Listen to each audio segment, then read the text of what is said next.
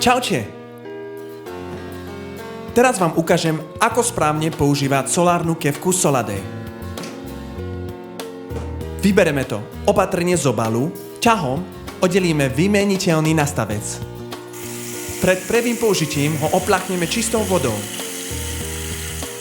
Kevku držíme tak, aby svetlo dopadalo na solárny článok. Následne energia zo svetla aktivuje jónovú reakciu, ktorá neutralizuje kyselinu v ústach. Zubný povlak sa rozkladá bez potreby drhnutia a je dokonale odstránený. A zuby máme umyté bez pasty a ekologicky.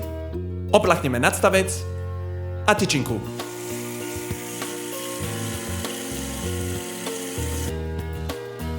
A tí, ktorí chcú predsa len použiť zubnú pastu, stačí len malé množstvo.